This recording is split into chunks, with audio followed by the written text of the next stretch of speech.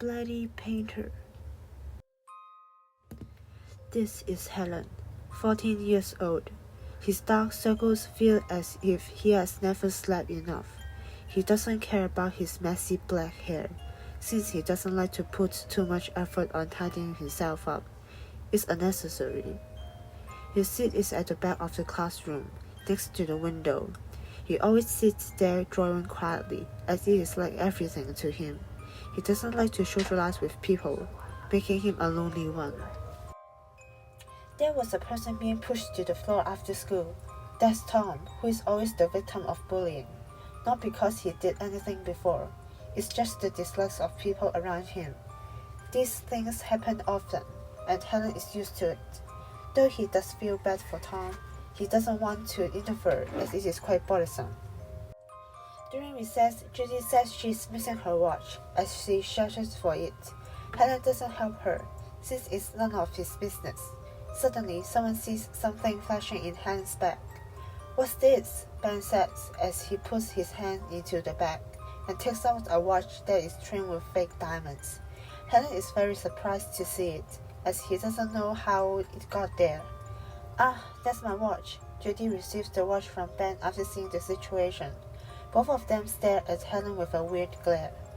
"It's not me," says Helen, who is still drawing on his notebook without raising his head a bit.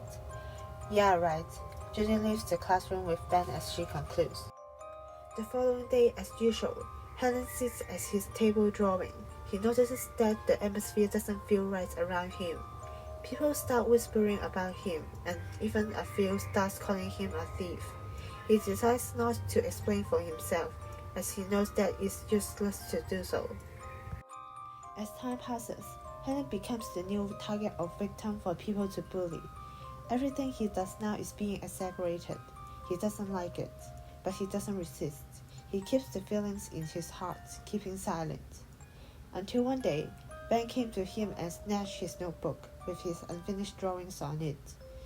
"Always doing these meaningless things," says Ben as he tears down a few pages of drawings, tearing them into pieces, wanting to see Helen's reaction. At this rate, the feelings that he has been holding burst out. He punches Ben in the face and starts the fight. Helen isn't that powerful, however, so he was beaten up in no time. Other students went to see the fight without stopping it. Some people even stomped him in his face and stormed it. Right after the bell rings, everyone stops what they are doing and went back to their seats before the teacher came. Helen returns to his seat as if nothing happened. The teacher enters the room later on. "Oh my," Helen utters. "What happened?" Helen has so many visible bruises on him that the teacher notices right after she enters the room. Everybody turns to look at him, waiting for him to give a response, while glaring at him with a murderous look. "I fell from the stairs, miss," Helen replies as the glares disappear. After returning home from school, his parents also ask him what happened, and he responds with the same answer. The blue jacket he is wearing covers all of the bruises other than those on his face. His parents believe it without doubts. Usually, when Helen's parents ask him about how he is at school, he always says he is fine. He even lied about making a lot of friends, living happily every day. Helen refuses to tell his parents about the truth, since he doesn't want to make his parents worry about him. A few months later, he has gotten used to the negative comments about him, and getting hit or humiliated has been a normal event for him. He is completely immune to these things now. Who framed him in the first place? Why did the culprit do this? This doesn't matter anymore. Nothing matters anymore now. "Hi, you there?" Helen receives a message from an unknown user on Facebook. "Who are you?" He replies. "I'm Tom, your classmate." Tom has never interacted with him before. This surprised him a bit. "What is it?" Helen says. Are you alright?" "It's none of your business." Helen concludes Tom's question. Tom types for a while before coming up with, "Listen, I know how you feel right now. You are in the same situation as I am. I really want to help you, but I can't. Sorry." Afterwards, Tom and Helen text each other for a long time. and Helen feels much better after telling him all the pain and feelings he has been through. He can even joke around with Tom, often using a smiley face to show his happiness. This is the first time he thinks he has made a friend. It is a warm weather in the afternoon. Come meet me on the roof after the first period in the afternoon. We need to talk. Don't ask me why. Text Tom last night. Following his instructions, Helen meets Tom on the roof, waving his hand and walking towards him as he says, "Hey Tom, what's up, friend?" I have something to say. Something important, says Tom with a serious face. Remember the watch thieving incident? How could Helen forget about it? That was how he starts suffering. Helen nods to show he remembers. I was the culprit. Tom looked down, scared to look into his eyes. What? Helen is shocked. I stole Judy's watch and framed you as the culprit. Why did you do this? With you as the new target of victim, my life is much better. Tom smirks. It's true, however, that when everybody decides to bully Helen, they won't bother Tom anymore. He's just like an abandoned toy. For him, that is totally perfect. As long as he keeps silence, he will be able to live his school life safe and sound. He succeeded. The plan was outstandingly perfect. Helen grabs the collar of his shirt, and after pushing around a bit, they ended up near the edge of the roof. Tom slips and falls from the roof. Helen instantly grabs his hand and tries to pull him back up, but Helen does not have that much strength to do so. I'm so sorry, Helen. Tom falls. Helen closes his eye, scared to look at what's going to happen. He cannot imagine what will happen to one after falling from a 6-story tall building. After the policemen arrive, they have an interview with Helen. He was too horrified by the accident, however, to say even a word. Once again, Helen becomes the topic of discussion between students.